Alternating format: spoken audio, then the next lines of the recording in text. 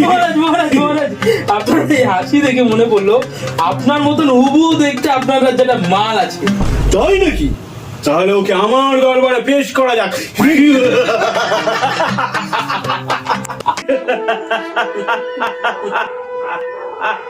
ওই মা, এই, ও তো পুরো আমার মতো দেখতে রে।